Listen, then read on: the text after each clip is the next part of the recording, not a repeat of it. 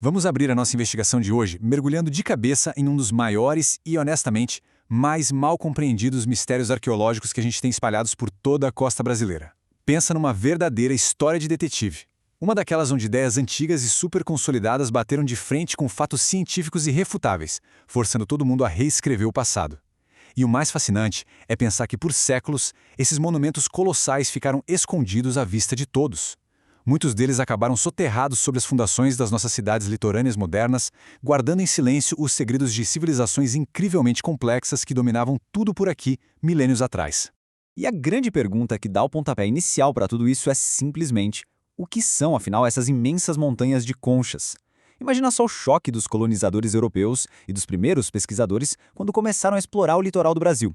Eles olhavam para aquelas estruturas gigantes erguidas na praia e não faziam a menor ideia do que estava acontecendo. Simplesmente não tinha uma explicação lógica imediata. Como é que aquelas montanhas foram parar ali? Pois é, esse quebra-cabeça visual acabou virando o estopim para um dos debates mais longos e acalorados da história da ciência brasileira.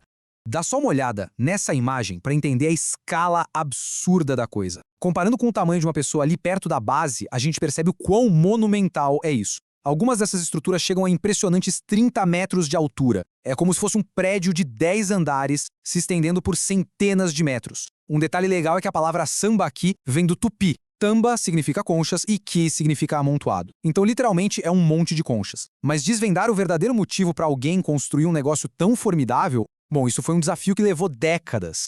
O que nos leva à parte 1, o primeiro grande debate, natureza versus humano. É essencial a gente entender o pensamento da época para sacar o tamanho desse conflito.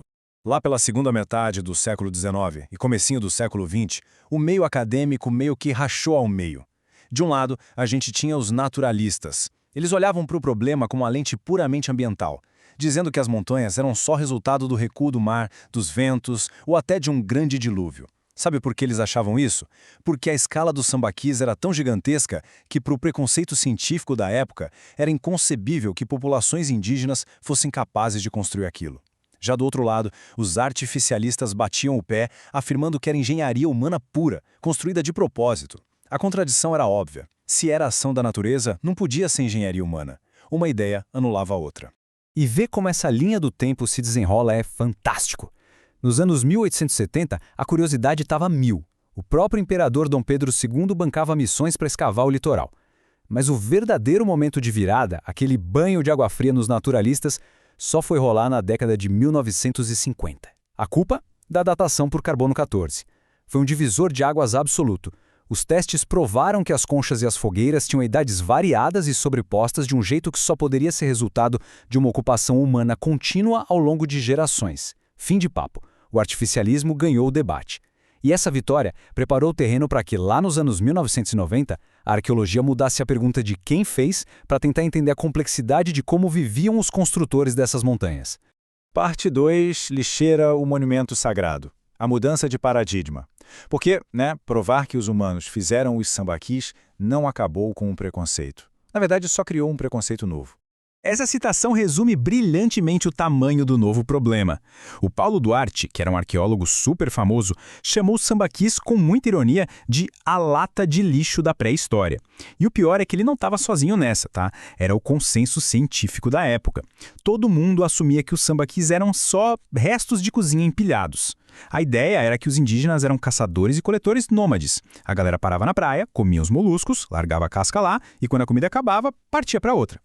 Era uma visão super enviesada, bem enraizada na ideia de que os povos originais eram primitivos ou preguiçosos.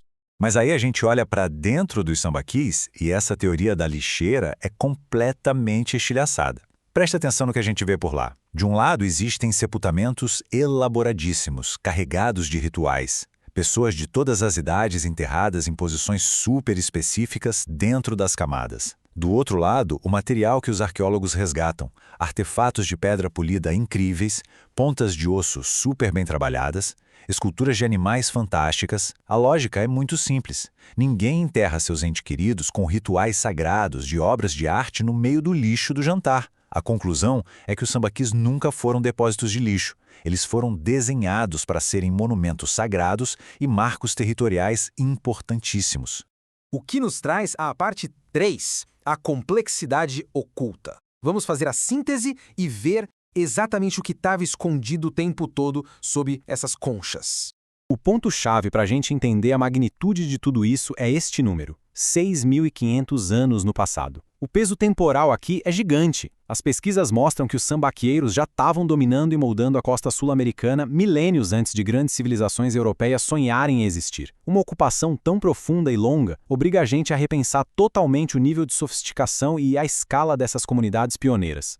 E quando a gente cruza as diferentes linhas de investigação, a organização social deles fica inegável. Aquela ideia de nômades errantes famintos cai por terra na hora que vemos a dieta deles. Além de moluscos, eles praticavam pesca em alto mar, ou seja, tinha comida de sobra o ano inteiro. Olhando a estratigrafia, que são as camadas do solo, a gente vê que não existe quebra de areia estéril entre as ocupações. Isso significa que eles não abandonavam o local, a moradia era contínua. E a localização? Estratégica ao extremo. Sempre em cruzamentos de mar, lagoa e mangue. Era uma sociedade 100% sedentária e com um controle territorial muito, muito forte.